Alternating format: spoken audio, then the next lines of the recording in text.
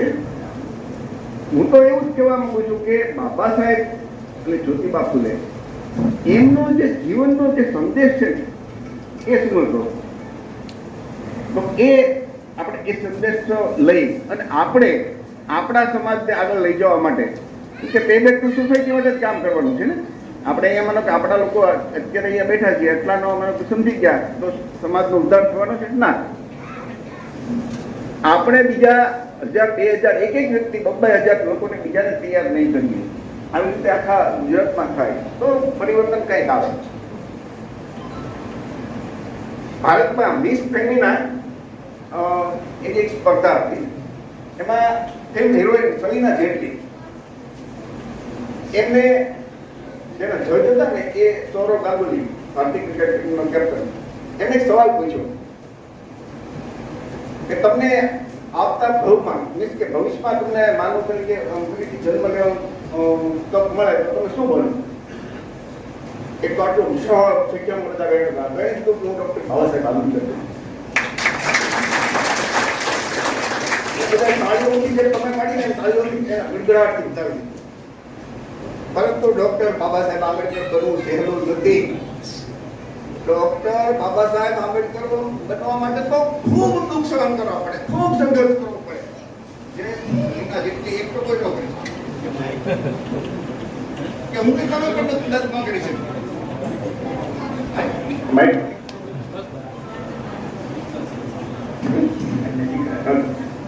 તો એ સલીના જેટલીના બધા આપણને પણ ગમે ને, પરંતુ બાબા સાહેબ બનવા માટે બાબા સાહેબ બનવું આસાન નથી. તમે એની મને મારા જીવનનું પરિવર્તન આવ્યું તો ડૉક્ટર બાબા સાહેબ આંબેડકરના જીવન ચરિત્ર ડૉક્ટર ધનંજય ગીરે લખ્યું તો એ કલામાં વાંચ્યું, પછી જ્યોતિકર જે છે ડૉક્ટર જ્યોતિકર એમનું એ પણ મેં વાંચ્યું, હજી એક મારી પાસે છે, એ ત્રણેય મેં વાંચ્યા. વાંચતા વાંચતા તમારી આંખમાંથી આંખું આવ્યું. અને આપણા જીવનમાં પરિવર્તન એનાથી આવે. બાબા સાહેબ પછી તો શું કર્યું તો અક્ષર જાણવું. બાબા સાહેબ ત્યારે બની શક્યા કે એમને જ્યોતિબા ફૂલેની વિચારધારા કરી. જો ભારતના જ્યોતિબા ફૂલેનો જન્મ આવે તો બાબા સાહેબ નથી શક્યા. જ્યોતિબાનું પદ, એનું જ્ઞાન અને એ દ્રષ્ટિએ કેટલું ઊંચું તમે વિચાર કરશો કે ભારતના સૌથી વિદ્વાન બંધારણના ઘડવૈયા ભારત રત્ન ડૉક્ટર બાબા સાહેબ આંબેડકર ગુરુ માનતા હો તો જ્યોતિબા ફૂલેનું પદ કેટલું તમે વિચાર કરશો. એ નાનું સુધી વાત નથી. અને જ્યોતિબા ફૂલે એટલા માટે જ્યોતિબા ફૂલે બની શક્યા કે ભારતમાં અંગ્રેજો હતા. અંગ્રેજોને પહેલા રાજાશાહી હોત કે તો બાદશાહી મુગલોનું શાસન એમનો ચાલુ હોત તો ભારતમાં શૂદ્રોને ભણવાનો હોત જ ન મળે. શૂદ્રો ભણેલા ન હોત તો નો જ્યોતિબા ફૂલે ભણે, ન બાબા સાહેબ ભણે, અને હું તમે આજે બધા ખાલી એક કરતા હોત, ગુલામ જ હોત તો અહીં આપણે બેઠા ન હોત. અંગ્રેજો આવ્યા, આ બધી ક્રોનોલોજી તમે જુઓ ને તો અમુક એવી ઘટના બની રહી છે એના કારણે આપણો વિકાસ થયો અને બાબા સાહેબને બંધારણ ઘડવાની તક મળી. ટૂંકમાં આટલા વર્ષોનું બુદ્ધથી કબીર અને જ્યોતિબા ફૂલે અને સામાજિક ઘટના જે કાંઈ એમને જોયું એ તમામ સમસ્યા દૂર કરવા માટે એમણે બંધારણમાં એ બધી એની દવા મીન્સ કે ઉકેલ બંધારણમાં લખી નાખી. બંધારણનો આમુખ તમે વાંચો કે સામાજિક, આર્થિક અને રાજકીય ન્યાય, આ ત્રણ શબ્દો. પછી માનો કે સ્વતંત્ર વાણી સ્વતંત્ર તેની બધું મૂળભૂત અધિકારની વાત છે તો બરોબર, પણ આ ત્રણ તમે છે ને એ અમુક છે બંધારણનું હૃદય છે. આજની તારીખે દેશની અંદર સામાજિક સમાનતા આવી છે. સામાજિક ન્યાય એટલે શું કે ભારતમાં ક્યાંય જાતિવાદ ન હોવો જોઈએ, બધા એક સમાન. એ બંધારણનું હૃદય છે, અમુક છે એ શબ્દ. કદાચ ભારતમાં હજી સુધી એવું એક ગામડું તમને નહીં મળે કે જ્યાં જાતિવાદ નહીં. રાજકીય ન્યાય નથી મળ્યો. આજની તારીખે આઝાદીના 77 વર્ષ પછી, બંધારણ લાગુ થયાના 75 વર્ષ પછી ટોટલી શાસન વ્યવસ્થા થી માંડીને દેશના તમામ સંસાધનો ઉપર બ્રાહ્મણવાદી લોકોનો કબજો છે, તમામ જગ્યાઓ. મતલબ કે શાસન વ્યવસ્થા એ રાજકીય ન્યાય પણ નથી મળ્યો. રહી વાત આર્થિક, તો એ આર્થિક ન્યાયની તો કોઈ સંસદમાં અત્યાર સુધી કે બધી ચર્ચા જ નથી થઈ. ભારતમાં એટલી બધી ગંભીર આર્થિક અસમાનતા ઊભી થાય કે એક વ્યક્તિ છે એના છોકરો કરે તો 5,000 કે 10,000 કરોડ ખર્ચે વિચાર કરજો. અને બીજી બાજુ લોકો ભૂખે દોડતા હોય એને 80 કરોડ લોકોને 5 કિલો મફત અનાજ આપી ખવડાવવા પડે, આ દશા. તો એનો મતલબ કેટલી ભયંકર આર્થિક અસમાનતા ઊભી થાય. બાબા સાહેબે બંધારણમાં આ લીધું અને આ સમાનતા જગ્યાએ કરવું જોઈએ એના માટે વ્યવસ્થા કરીને ગયા, અમલ નથી થયો. એક વિષય પણ એક છે આદિવાસી માટે શું કહ્યું. હું તો બહુ આદિવાસી કરતા દેશમાં એ દેશ લેવલ એની 7.5% જ વસ્તી છે. 80 ને 14% કે 15%. પણ ઓબીસી ની વસ્તી 60 થી 65% છે. અને એ અવડો મોટો સમાજ છે. એના માટે ડોક્ટર બાબા સાહેબ આંબેડકરે શું કહ્યું કે તમારી સૌની જવાબદારી છે કે તમારા જે ઓબીસી મિત્રો હોય એમને આ સમજાવવું. હું પોતે ઓબીસી છું, કોલેજ સમાજમાંથી આવું છું, અને હું જાણું છું કે ડોક્ટર બાબા સાહેબના આંબેડકરના કારણે અમે લોકો આગળ આપણે સૌ આગળ ગયા. અને ભારતની અંદર વર્તમાનમાં સૌથી પીડિત હોય તો એ ઓબીસી. એસટી ને એની વસ્તીના પ્રમાણમાં આરક્ષણ મળે.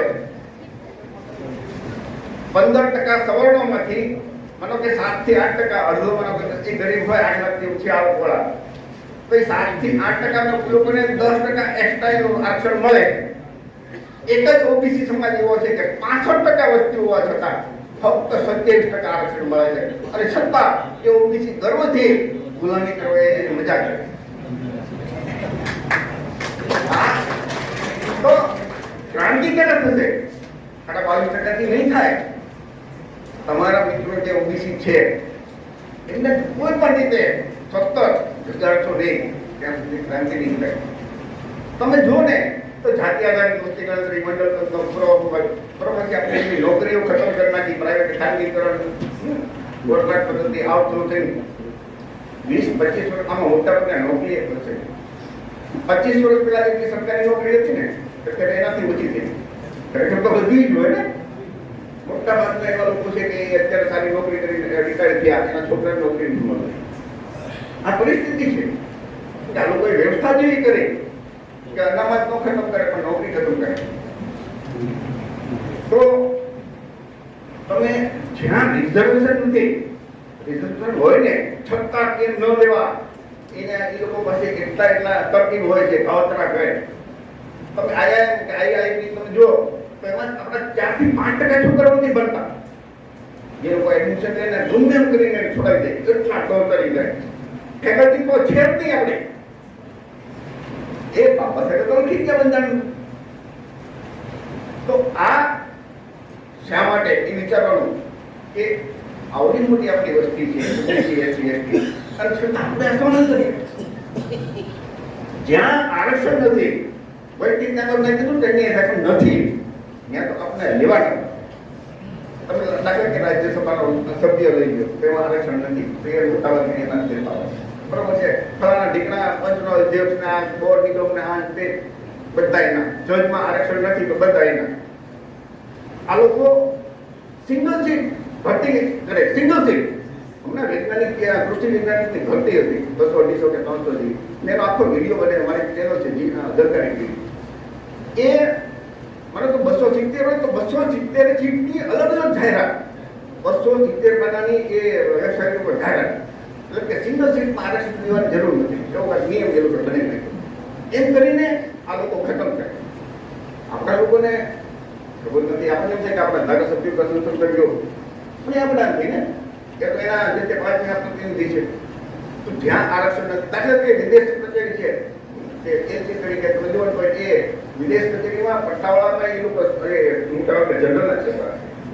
આપણા લોકો કઈ વાળો જ નહીં આવે. જ્યાં આરક્ષણ નથી આપણું ભાવ પ્રતિનિધિ નહીં હોય. અમુક હોય એ લોકોના અંધભક્તો એની મૂકી દે, અલગ વાત છે. આ વ્યવસ્થા કોણ બદલશે?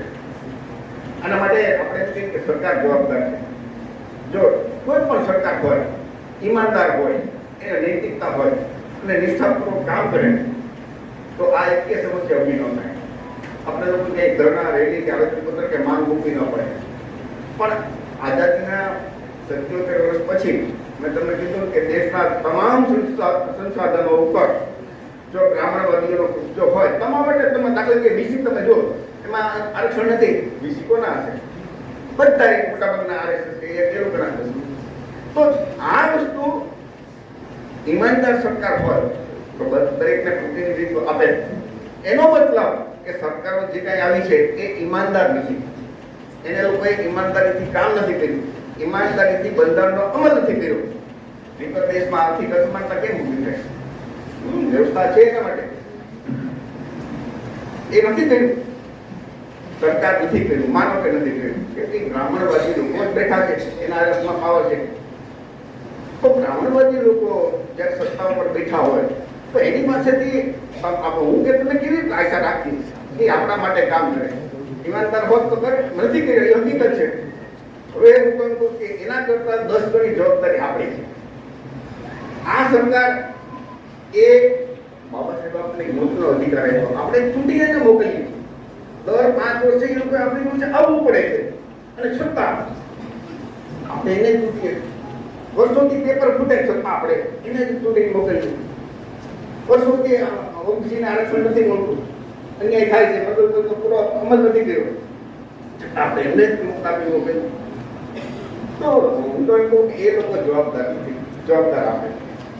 અને આ વાત તમે મોકલી એસસી એક્ટનો જેટલો આપણે કાર્ય કરો, આપણે ઘરે ઘરે નહીં સમજાવીએ તો જ્યાં સુધી આ શક્ય નથી બનતું. મિત્રો, આટલી આઝાદીના બાબા સાહેબના બંધારણ છતાં આપણને જો અત્યારે અન્યાય કે ભેદભાવ થતો હોય, આઝાદી પહેલા જે ભેદભાવ કે અન્યાય થતો ને એનો પ્રકાર એને અત્યારે ભેદભાવ થાય જ છે. એ જ રીતે શિક્ષણમાંથી વંચિત કરવા માટે બધું ખાનગીકરણ કરી નાખે મોટા ભાગનું, અથવા તો મોંઘું કરી નાખ્યું, પ્રાઇવેટ અને સરકારીના અલગ ભાગ પડી. હમણાં 3 દિવસ પહેલા રિપોર્ટ આવ્યો કે દેશની ટોપ જે પ્રાઇવેટ યુનિવર્સિટી છે એમાં એસસી એસટીના 4%થી વધારે વિદ્યાર્થીઓ નથી. મતલબ આપણા વિદ્યાર્થીઓ નથી ભણવાના, તો ક્યાંથી આગળ જશે? આ પરિસ્થિતિ, આટલું બંધારણ અધિકાર બાબા સાહેબ આપ્યા છતાં જો આપણે નથી લઈ શકતા તો આઝાદી પહેલા તો આપણી શું દશા એ વિચાર કરો. અને એના માટે થોડીક નાની હિસ્ટ્રી મને લખો કે આજથી 10 થી 12 હજાર વર્ષ પહેલા આપણા બાપ દાદા બધા એ બેઠા જતા એ વખતે ખેતીની શોધ નહોતી થઈ, તો એ લોકોનું જીવન કેવું હતું? આખો દિવસ ભટકવાનું, શિકાર શોધવાનું અને બધા માંસ ટૂંકમાં એ ખાતા. એનું કારણ કે એ જીવનની વખતે એ ખાવા સિવાય બીજો કોઈ સવાલ જ નહોતો. 10 થી 12 હજાર વર્ષ પહેલા ખેતીની શોધ થઈ, અને ખેતીની શોધ થઈ એટલે માણસ સ્થિર થયો, અને સ્થિર થયો એટલે પછી એને વિચાર આવ્યો, નવા નવા આઈડિયા આવ્યા, નવી નવી વસ્તુ બનાવી, ખેતીના અવજાર બનાવ્યા, અને માણસોએ નવા પછી ધીમે ધીમે ભગવાન બનાવ્યા. આ રચના ઈશ્વરે નથી કરી. તમે અહીંયા બેઠા મોટા ભાગના ભણેલા 10 થી બધા વધારે ઉપર ભણેલા છે. ડાર્વિનનો ઉત્ક્રાંતિવાદ શું છે આપણને ખબર છે. પૃથ્વી કેવી રીતે બની? સૂર્યમાળામાંથી. અને જે તમે આખું 4,500 અબજ વર્ષનો જે આખો ઇતિહાસ છે એ આપણને ખબર છે. પૃથ્વી ધબધબતો ગોળો હતો, એ ધીમે ધીમે ઉપર સુકાણું, એટલે દૂધનું ઊંચું એટલે તપેલું ભર્યું હોય એટલે કલાક 2 કલાક પછી 5 સ્તર ઉપર જામી જાય. એમ પૃથ્વીનો ઉપરનો કોપરો એ ઠર્યો છે. નીચે આજની તારીખે એ ધબધબતો લાવારસ એ છે, અને ત્યાં છિદ્રો લઈ ગયા તમે લાવારસ જતા જ્વાળામુખી જોવા મળે છે કે નહીં? આ આપણે જાણીએ છીએ, આ ભણ્યા છીએ. પણ જેવી ધર્મની વાત આવે તો કરા નહીં, તો ભગવાન કરે નહીં, ખરા ને કરી, હા એ કરી એ ભૂલી ગયો. તો આપણે જો એટલા મંદ બુદ્ધિના હોઈએ કે આપણે ભણ્યા છીએ એનું આચરણ ન કરી શકતા હોય તો આપણે પરિવર્તન નહીં કરી શકીએ. વિજ્ઞાનિક અભિગમ રાખો એ સિવાય છૂટકો જ નથી. અને આ તમે જુઓ તો ત્યાર પછી ભારતનો છેલ્લા 5,000 વર્ષનો ઇતિહાસ મળ્યો તો લેખિત અને આધારભૂત જેના પુરાવા મળે છે, લેખિત વંચાણા નથી, પણ પુરાતત્વ વિભાગના આધારભૂત પુરાવા તમે જુઓ તો હડપ્પા સંસ્કૃતિ, સિંધુ સંસ્કૃતિ, ઇન્ડસ વેલી એ આપણી પાસે મળ્યા છે. એ સમયે જે બૌદ્ધના સ્તૂપ હતા એ સ્તૂપ એ સમયે જોવા મળ્યા. એનો મતલબ એ વખતે સમાજ સંસ્કૃતિ હતી. મને વચ્ચે યાદ આવ્યું, કનુભાઈ છે ને, કનુભાઈ સાથે મારે કઈ રીતે પરિચય વાત કરતો યાદ ભૂલી ગયો હશે. 30 વર્ષ પહેલા એ ભાવનગરમાં જેથી કમિશન કરતા અમે તો દૂધ પૂર્ણિમા ઉજવતા કોળી નગરી વાડીમાં એક પ્રેસ નોટ આપી ત્યારે આજે આપણે દૂધ પૂર્ણિમા છે કે આવું આપણે કાર્યક્રમ રાખ્યો છે તો એ અચાનક આવી ગયો હું કોઈ ઓળખતા નહોતા પણ એને ઓળખાણ આપી ત્યારથી પડી છે અને બુદ્ધ લોકો કે બુદ્ધના માનવાવાળા હું એક માનું છું કે મને એમ કહ્યું કે બુદ્ધિસ્ટ છું તો હું માનું કે પ્રમાણિક હશે ઈમાનદાર હશે મને એના પર પૂરેપૂરો વિશ્વાસ આખા ભારતમાં કોઈ પણ જગ્યાએ જાવ ને આ બૌદ્ધોની છાપ છે હિન્દુ છું તો આપણે હું એ વિચારી કંઈ કરપ્ટ થશે કેમ છેતરવું એના કેવી રીતે હિંસી પડી છે બૌદ્ધોમાં એવું નથી ઈમાનદારી અને નૈતિકતા એ બૌદ્ધ ધર્મમાં ઈશ્વરનું સ્થાન દીધું વિચાર કરો તો ત્યાંથી એમનો પરિચય ગયો આજે કદાચ આજે આવ્યા છે એ પરિચય કદાચ એના પ્રમાણે એ જશે તો એ સિંધુ સંસ્કૃતિમાં સમાજ સંસ્કૃતિ હતી ત્યાર પછી આવે સમ્રાટ અશોક અને ગૌતમ બુદ્ધ સમ્રાટ અશોક કુષાણ શાસન સાતવન ગૌતમ છેલ્લે 13 વર્ષનું છેલ્લા 1000 વર્ષ 13 વર્ષનું શાસન આવે ને ત્યાં સુધી ભારતમાં સમાજ સંસ્કૃતિ હતી સમ્રાટ અશોક ગૌતમ બુદ્ધના સમયમાં ભારતમાં બ્રાહ્મણો નહોતા જાતિ વ્યવસ્થા નહોતી વર્ણ વ્યવસ્થા નહોતી બ્રાહ્મણ નામનું કોઈ પ્રાણી નહોતું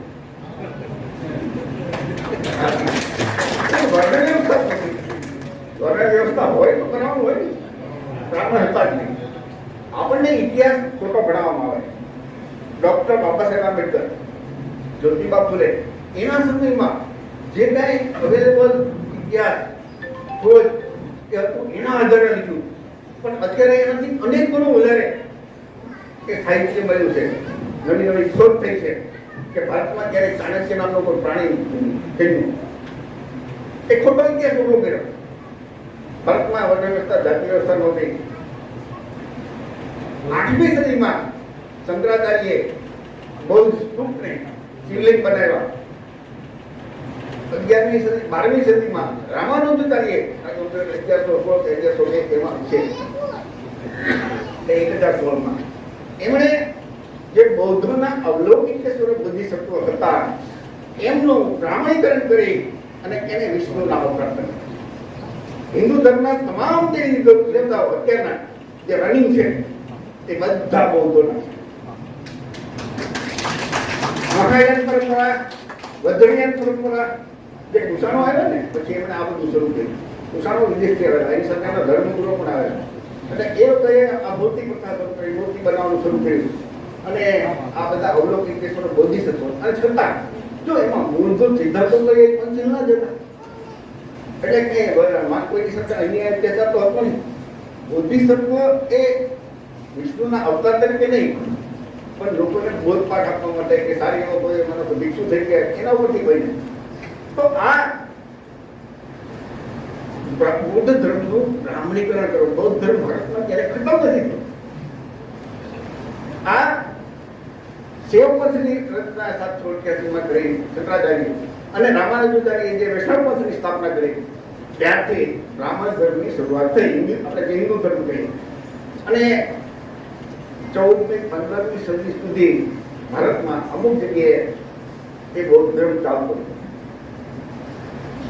ત્યાર પછી બધી પ્રથાઓ હતી અવલૌકિક બોધિસત્વ માનો કે તમે આ વિષ્ણુ લ્યો શિવા લ્યો વિનાયક લ્યો કૃષ્ણ વાસુદેવ પછી બૌદ્ધોની જે જાતક કથા હતી અને કોઈ એના ઉપરથી વિષ્ણુના અવતારોની કથા લખી નાખી હમણાં વડાપ્રધાન નરેન્દ્રભાઈ મોદી થાઈલેન્ડ ગયા હતા એવું કે રામાયણ ભેટ આપી પણ રામાયણ કોની એ બૌદ્ધોની રામાયણ આ બ્રાહ્મણોની રામાયણ નહીં એમાં બોધિસત્વ રામ છે અને રામ ને સીતા એ ભાઈ બહેન છે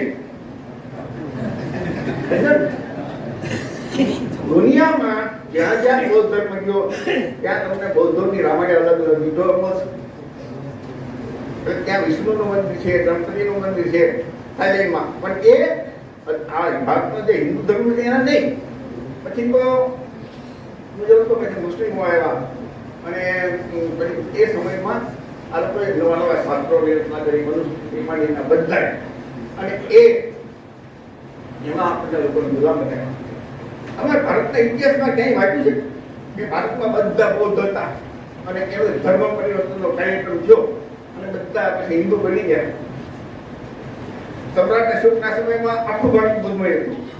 મતલબ કે હું તમે બેઠા આપણા બાપ દાદા 100% બૌદ્ધિસ્ટ હતા. બરોબર? ત્યાર પછીનો ઇતિહાસ મોજૂદ છે. તો ક્યારેય એવું તમે સાંભળ્યું નહીં. એક પણ વખત ધર્મ પરિવર્તનનો કાર્યક્રમ જ નથી થયો. તો આપણે બધા બૌદ્ધ હતા એ હિન્દુ કેવી રીતે બની ગયા? તો સીધી વાત છે કે આપણે એ રામને માનતા હતા કે જે બૌદ્ધોની રામ છે, એ વિનાયકને માનતા હતા, એ વાસુદેવને માનતા હતા, જે બૌદ્ધોના છે. એ લોકોએ શું કર્યું કે ત્યાર પછી આ બધું શું કર્યું, ખાસ કરીને મુસ્લિમ શાસન દરમિયાન કટ્ટર વર્ણનો લાગુ કરી અને મારા તમારા બાપ દાદા જે બૌદ્ધોને માનતા હતા એને સુંદર બનાવ્યા. લાખો આપણા બાપ દાદાની તત્વથી ભિક્ષુ મુક્તતા થઈ બૌદ્ધ ધર્મ ખતમ કર્યો. નાલંદા તક્ષશિલા વિચાર તો કરતો કે દુનિયામાંથી લોકો ભણવા આવતા એ ખતમ થયું. આ આપણો ઇતિહાસ છે. અને તમે જો આગળ જતા હતા કે જ્યોતિબા આવ્યા ને ત્યારે એ ફરીથી છેલ્લા 200 વર્ષના ઇતિહાસમાં જો કોઈ પ્રથમ ક્રાંતિકારી પુરુષ હોય એટલે જ્યોતિબા. કટ્ટર ધાર્મિકતા હતી. એ વખતે હિન્દુ ધર્મના તમામ વિશ્વના અવતારોની એણે ધુજી ઉડાડી. ગુલામગીરી વાંચો તમે એ વખતે એ સમય હતો. અત્યારે આપણે એમ નથી કહેતા, અત્યારે તો એમ નહીં કે એ જ્યોતિબાએ લીધું, પણ અત્યારે સાબિત થયું છે કે ભાઈ એ વજ્રયાન અને મહાયાન પરંપરાના અવલોકિત બધી તત્વો હતા એનું પ્રમાણીકરણ થયું છે. તો આ વસ્તુ આપણે સમજવાની છે. આપણે ક્યારેય હિન્દુ ધર્મ પરિવર્તન કર્યો જ નથી. આપણો મૂળ ધર્મ બૌદ્ધ ધર્મ જ છે. આ હકીકત છે. અને તમે જોવા તો દુનિયામાં વડાપ્રધાન નરેન્દ્રભાઈ મોદી એ બુદ્ધના મેળવતો છે. એકની અન્ય વખત 15મી ઓગસ્ટ 2024 એ લાલ કિલ્લા પરથી બોલ્યા કે ભારત બુદ્ધનો દેશ છે. વિશ્વમાં તો જાય ત્યારે બોલે છે. દુનિયાની સંસદ યુનાઇટેડ નેશન ત્યાં બોલ્યા. તો મને તમને શરમ લાગે કે આપણા લોકોને એ બુદ્ધનો અમે બુદ્ધના દેશના છીએ, બુદ્ધનું નામ લેતા આપણા લોકોને શરમ લાગે. નીતા અંબાણી એ બોલે એ ગૌરવ લે. શા માટે છે? એના નામે ગૌરવ મળે છે. વિશ્વમાં ભારત બુદ્ધના નામે ઓળખાય છે. ભારતનો રાષ્ટ્રપતિ ભવન જો ફક્ત બુદ્ધની મૂર્તિ છે. ભારતનો રાષ્ટ્રધ્વજ જો તો ધૂમચક્ર છે. રાષ્ટ્રીય ચિહ્ન જો સમ્રાટ અશોકના ચાર છે એ આપણા છે. રાષ્ટ્રીય ફૂલ જો તો કમળ એ બૌદ્ધોનું છે. રાષ્ટ્રીય પક્ષી મોર એ બૌદ્ધોનું છે. તો બૌદ્ધના નામે આપણી પાસે એટલું બધું ગર્વ લેવા જેવું છે. ગૌતમ બુદ્ધે તેનું પ્રવચન સારનાથમાં આપ્યું. એ 5 શિષ્યો હતા, 3 શાક્ય વંશના અને 2 કોળી વંશના. અત્યાર સુધી તમે ભણ્યા છો કે સાંભળ્યું છે કે 5 બ્રાહ્મણ હતા. એ ખોટી વાત. ભાજાને એના પુસ્તકમાં યુવાન સંઘ આપણે લખી ગયા છે. તો આ આપણને કોઈ ખબર નહોતી કે ગૌતમ બુદ્ધના માતા કોળી વંશના, મારા માતા કોળી વંશના. અને આ સુથાર વાર માળે કુંભાર ચમાર દ્વારકા આ બધી જે છાતી છે ને એ છાતી નથી, ધંધો છે. આપણા જે મૂળ નાગવંશમાંથી કોળી સાહિત્ય મોલ્લો આ બધા જે મોટી આ બધા જે વંશો નાગમાંથી ઉભા થયા, નાગવંશમાંથી. તો આપણા બાપ દાદા સુધારી કામ કરતા સુધાર થયા, વણટ કામ કરતા વણટ થયા. એ આપણે બધા મૂળભૂત રીતે એક છીએ. આપણા બાપ દાદા એક જ હતા. આપણા બધાનું ડીએનએ એક જ છે. તમે જો તો મોટા ભાગે આપણે અટક તો સોલંકી, પરમાર, રાઠોડ, આ ચૌહાણ, સરવૈયા, સોલંકી આપણે એસટીમાં હશે, એસટીમાં હશે, ઓબીસીમાં હશે, ક્ષત્રિયમાં હશે. આપણા લગભગ ધોતી પ્રયાસ કાર્ય બધી નહીં હોય. શું એક વખત નીતિ અલગ છે. આ નહીં હોય. આપણા બાપ દાદા એક જ હતા. અને ત્યાર પછી જ્યોતિબાનું જે અધૂરું કામ એ જ્યોતિબાનું અવસાન થાય છે. અને નેક્સ્ટ યર લગભગ બાબા સાહેબનું જન્મ થાય છે. 1851 બાબા સાહેબનું જન્મ. તો એ જ્યોતિબાનું અધૂરું કામ બાબા સાહેબ પૂરું કર્યું. બુદ્ધના નામે આપણી પાસે એટલી બધી ગૌરવ કરવાની વાત છે કે મેં એનો એક આખો વિડીયો બનાવ્યો હતો. અને પોલિટિકની વાળી મેં જબરજસ્ત કાર્યક્રમ રાખ્યો. એની 1 કલાકની ડોક્યુમેન્ટરી કે તમને આટલું સન્માન દુનિયામાં બીજે ક્યાંય નહીં મળે. એમાં માણસને એક તો ગર્વનો અનુભવ થાય ને કોઈ સ્વીકારશે. બીજું ભારતમાં જે ધર્મ ચાલે એ ખરેખર હિન્દુ એટલે તમામ આપણે એસસી એસટી ક્ષત્રિય વાણિયા અને બ્રાહ્મણ આ બધાનો ધર્મ છે કે બ્રાહ્મણોનો ધર્મ છે. એક આપણે કસોટી જોઈ નાની, પછી મારું વાત પૂરી કરીશ. તો હિન્દુ ધર્મમાં શ્રેષ્ઠ સૌથી મોટો પદ કયું? શંકરાચાર્ય. શંકરાચાર્ય આપણે એસસી એસટી ઓબીસી બનીએ કે? તો કે ના. ક્ષત્રિય કે વાણિયા બનીએ કે? તો કે ના. કોણ બની શકે? ફક્ત બ્રાહ્મણ. તો પછી એ બધા હિન્દુઓનો ધર્મ કેવી રીતે કહેવાય? તો બ્રાહ્મણોનો ધર્મ છે. બધા પૂજારી કોણ કરી શકે? બ્રાહ્મણો. બધા ધાર્મિક તમામ પુસ્તકો શાસ્ત્રો લખ્યા કોને?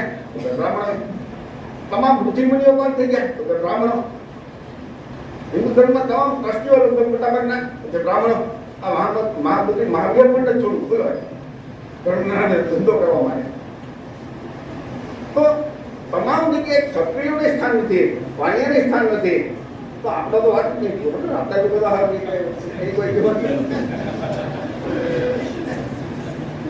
રામ મંદિર અયોધ્યા એની લડાઈમાં સૌથી વધારે ઓબીસી મળ્યા. ઓબીસીનો એક પણ ટ્રસ્ટી નહીં. વિચાર કરો. અને છતાં આપણે લોકો ગર્વ છે તો આ દિશા છે.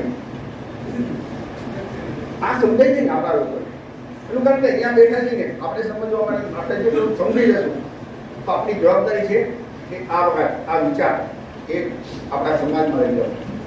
સમાજમાં ઘણા સારા દોસ્તા પ્રસંગો જે કાંઈ હોય ત્યારે બેઠા હોય આ વાત કરીએ. ખાસ કરીને યુવાનોને સમજાવીએ. મેં તો એવા કેટલાય કાર્યકર્તા જોઈએ છે એ પોતે નિવૃત્ત થઈ ગયા હોય કે મોટી ઉંમરના 55 વર્ષથી આવે મિટિંગમાં બધું સાંભળે પણ એના છોકરા તો કે જીરો. ઘરે બાળકોની પત્નીમાં પરિવર્તન નહીં આવે તો આ વાત આગળ આવશે કે કેટલું થઈ જશે? આપણને અનામત કે આરક્ષણ એ મફતમાં મળ્યું એવું લાગે છે આજની યુવા પેઢીને. જે લોકો જૂના છે ને એને ખબર છે કે એના માટે કેટલો સંઘર્ષ કરવો પડે. યુવાનોને મફતમાં મળ્યું છે એટલે એની કોઈ કિંમત જ નથી. અને ઓબીસી તો તમે સમજો સૌથી સુધરેલો સમાજ છે. અને તમે લોકો એસીના ઘણા મિત્રો છે વધારે લોકો તમારી જવાબદારી કે તમે ઓબીસીને જગાડો. મારું નામ દેજો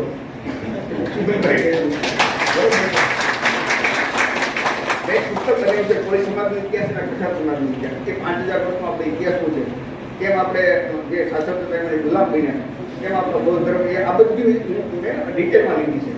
80 પુસ્તક છે. એ પુસ્તક મને યાદ આવ્યો છે.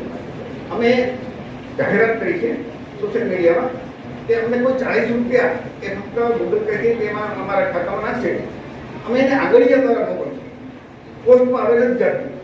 પોસ્ટમાં અમે જેટલી બુક મોકલાવી પોસ્ટવાળા ફેંકી દે, મળે જ નહીં. આંગળીયાનું તો જ હાલે. એટલે આંગળીયાનું જે ખર્ચ થાય એને વિનામૂલ્ય દે. તો આજે તમારી પાસે એક પુસ્તક આવ્યા છે. નીચે જમીન જેમને ઝૂકવું હોય એ એકચ્યુઅલી 80 રૂપિયા કિંમત છે. પણ અમે કહ્યું કે 40 રૂપિયા તમારે 40 રૂપિયા કોઈ 40 રૂપિયા તો 20 આપજો 20 આપજો 100 રૂપિયામાં 3 લેજો. પણ એ પુસ્તક મેં કોઈ વાંચ્યું, આપણી ડિટેલ આપી. અને આ જે ક્રાંતિની જ્યોત છે ને એ મારા તમારા એકલાથી નહીં આગળ આવે. આપણી બધાની સામૂહિક જવાબદારી છે કે આપણે એનો કંઈક મરણનો પ્રસંગ હોય તો નથી એસએસટી વાળા જે બધું સમજાવતા એમ આપણે એ મરણના પ્રસંગ એક એવો પ્રસંગ છે કે એમને આપણી પાસે સમય હોય, માણસો બેઠા હોય, ઓડિયન્સ પણ છે, તો એ વખતે આવી બધી વાતો કરીએ તો લેખે વાત છે. અને એક એક વ્યક્તિ 2000 1,000 માણસો એક વર્ષમાં સમજાવે તો મને તેની ક્રાંતિ થશે. અને ફક્ત કેટલા ધર્મના કારણે આ લોકો આપણા લોકો ખાસ કરે. આ વિચારધારાના કારણે ભાવનગરની અંદર એક પાર્ટી રાજકીય પાર્ટી પણ બની કે ભાજપ કોંગ્રેસ કે આ બ્રાહ્મણવાણી એક પાર્ટી છે. ગમે એ શાસન કરે આપણા માટે દશા કર્યું. તો ભાવનગરના એસસી એસટી ઓબીસી ખાસ કરીને કોઈ ઓબીસી એમાં જે મુખ્ય સ્થાપક છે એમને ડીપીની વ્યવસ્થા પરિવર્તન નામની પાર્ટી બને. અને અમે તો સંગઠનોને કહી છે કોઈ પણ સંગઠન પડે રાજકારણની વાત પહેલા બ્રાહ્મણોના 10,000 સંગઠનો છે હિન્દુ ધર્મના નામે. એ બધા રાજકીય રીતે એટલો રસ રહે કે આપણી આ પાર્ટી આ ભાઈને એ સતત એનો પ્રચાર કરે. એનો કારણ છે એનું કારણ છે કે જ્યાં સુધી એ લોકો સત્તા ઉપર રહેશે ત્યાં સુધી એ લોકોનો ધર્મનું નામ ધંધો આવ્યા. એના સામાજિક સંગઠનો અને આપણા લોકો કેટલાય સંગઠનો એવા છે કે રાજકારણની જેવી વાત આવે. એટલે કોળી સહિત ઓબીસી એસસી એસટી તમામ લોકોએ રાજકારણમાં તો રસ લેવો જ જોઈએ. તમે વિચાર કરો કે જો કહેવાતા જે ઉચ્ચ વર્ણના લોકો છે એની વસ્તી અને મત આપણી જેટલા 85% જેટલા હોય તો આપણા હાથમાં કંઈ આવવા દે ખરા? વિચાર તો કરજો, એક વખત ખાલી વિચાર જ કરજો. એ તો લઘુમતીમાં છે. 3-3.5% બ્રાહ્મણો છે, 1.5-2% કદાચ વૈશ્ય વાણિયા સમાજ છે, તો છતાં તમે વિચાર કરો તો એ એવી કંઈક રણનીતિ બનાવે છે, એવા યુક્તિ કરે છે, એવા પેંતરા રચે છે, એવા કાવતરા કરે છે કે એ આખા દેશ ઉપર એનું શાસન રહે. તો આપણા લોકો આપણા સમાજના નામના સંગઠન બનાવીએ અને પછી જો બ્રાહ્મણ વાણિયાના પક્ષોને ટેકો આપશું તો આપણો ઉદ્ધાર કેવી રીતે થશે? તમે વિચારો.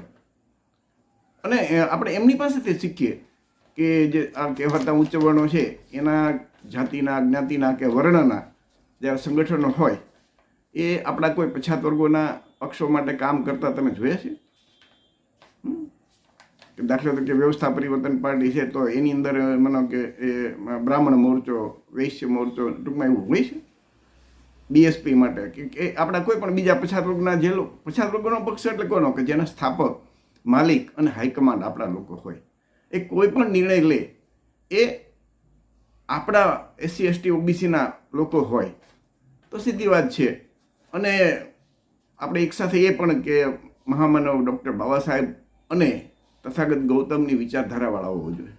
આપણે વચ્ચે વાત થઈ ને કે બાબા સાહેબ અને બુદ્ધની વિચારધારા જેનામાં હશે એ વ્યક્તિ એમાં ઈમાનદારી હશે, નૈતિકતા હશે, એમાં જાતિવાદ નહીં હોય.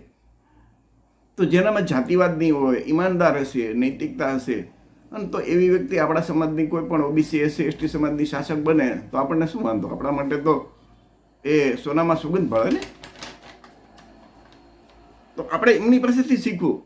મિત્રો, આ OBC ભાવનગરમાં જે કોળી સમાજના લોકો છે ને, ખાસ એટલે જે OBCમાં આવે છે, એમણે આ 15 માર્ચ 2025ના રોજ આપણા એક મહામાનવ માનની કાશીરામ સાહેબની જન્મજયંતિ હતી. કદાચ ગુજરાતમાં ક્યારેય તમે નહીં જોઈ હોય એવી વિશાળ રેલી 15 માર્ચ 2025ના રોજ આ OBCના લોકોએ એ વ્યવસ્થા પરિવર્તન પાર્ટી છે એમના જે સ્થાપકો છે અથવા તો એમના કાર્યકરો છે એ અને જે બધી SC STના બધા જે સામાજિક સંગઠનો છે આ બધા ભેગા મળી અને કોળી સમાજના લોકો પણ સાથે મળી અને આ આયોજન કર્યું હતું. એટલા માટે કે આપણા મહામાનવની યાત્રા આપણે જ કાઢવી પડશે, એના સંદેશો આપણે જ આપવો પડશે. તમે જોયું તો આપણા ઘરની અંદર ફોટા આપણા મહામાનવના જ હોવા જોઈએ. તમે કહેવાતા ઉચ્ચ વર્ણો જે બ્રાહ્મણ વાણિયા છે એમાં ગૌતમ બુદ્ધ, સંત કબીર, જ્યોતિબા ફૂલે, તમે જુઓ તો પેરિયાર રામાસ્વામી, ડૉક્ટર બાબા સાહેબ આંબેડકર, માનની કાશીરામ સાહેબ કે બિરસા મુંડા, એમના ફોટા તમને એમના ઘરે જોવા મળે છે તમને? તો આપણે એની પાસેથી શીખવું પડે ને થોડું. તો એ આપણે ધ્યાન રાખીએ અને આપણે આપણો ઉદ્ધાર, જે ગૌતમ બુદ્ધે કીધું ને કે અપદીપો ભવ, મીન્સ કે તમારો દીપક તમે જ બનો. તો આપણે બધા OBC SC STમાં આવતા બધા લોકો વચ્ચે ભાઈચારો કરીએ, એકતા કરીએ અને દેશમાં આપણે શાસક બનીએ. શાસક બનશું તો બધી સમસ્યા દૂર થશે. ડૉક્ટર બાબા સાહેબના વચન છે અને બાબા સાહેબ ઉપર આપણે વિશ્વાસ રાખવો જ પડે. અને ફરીથી જે ભારતનો જે માનવતા, સમાનતા અને દરેક જીવ પ્રત્યે પ્રેમ અને કરુણાવાળો બૌદ્ધ ધર્મ છે એ મુજબ જીવન જીવીએ તો આપણી આવનાર પેઢી, એના માટે આપણે આ કામ કરવું પડશે. તો આપણી આવનાર પેઢી છે ને એ સુખી થશે. બાકી જો અત્યારે જે વર્તમાન દશા છે એને દશા રહેશે ને તો ભવિષ્યમાં આપણી પેઢીને આમ કહીને કે રોતાય નહીં આવડે એવી દશા થવાની છે.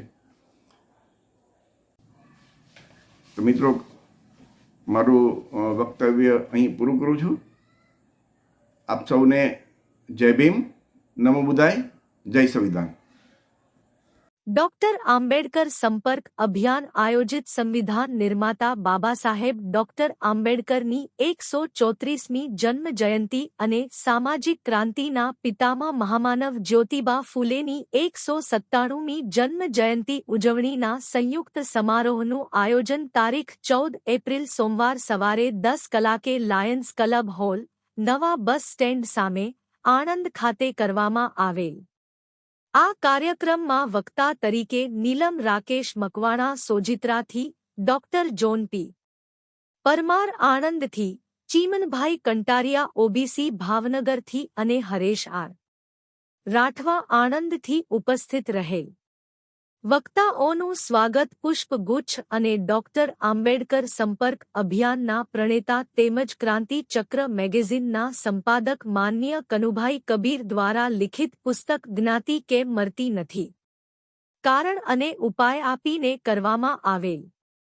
વક્તાઓ પૈકી ભાવનગરથી ઓબીસી કોળી સમાજના ચીમનભાઈ કંટારિયા એ ઉપસ્થિત તમામ ભાઈઓ બહેનોની સાથે ભાષણ નહીં પરંતુ એવી વાત કરેલ કે આપણે સૌ સાથે મળીને મહામાનવ જ્યોતિબા ફૂલે અને ડોક્ટર બાબા સાહેબના અધૂરા કાર્ય પૂરા કરવા માટે કેવી રણનીતિ બનાવી એ તો આપણે સફળ થશું તે સમજાવવા પ્રયત્ન કરેલ.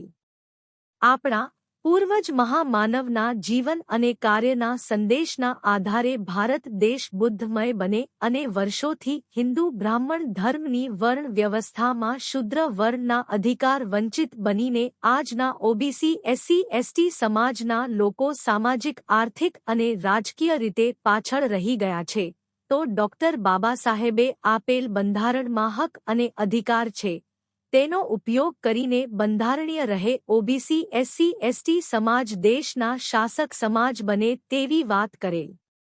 કાર્યક્રમનું સંચાલન સુનિલભાઈ પરમાર ખેડા જિલ્લા અભિયાન સંયોજક અને હિતેશભાઈ ચૌહાણ સોજિત્રા તાલુકા અભિયાન સંયોજક દ્વારા કરવામાં આવેલ. કાર્યક્રમના આયોજકો અને ભાવનગરથી પધારેલા મહેમાનો ચીમનભાઈ કટારિયા, મગનભાઈ ચુડાસમા, વલ્લભભાઈ કંટારિયા, ધવલભાઈ ચૌહાણ અને અરવિંદભાઈ ડાભી સાથે ફોટો પાડેલ જેથી ભવિષ્યમાં યાદગીરી રહે. આપણે માનનીય ચીમનભાઈ કંટારિયા એ કરેલ વાતને દયાનથી સાંભળીએ અને તમામ દર્શકોને વિનંતી કે આ વિડિયો આપણા ઓબીસી એસસી એસટી સમાજના ભાઈઓ બહેનો વધુમાં વધુ જુએ તેવા પ્રયાસ કરજો અને આપણી આ ચેનલ ઝલકારી ટીવીને સબસ્ક્રાઇબ કરવા વિનંતી છે.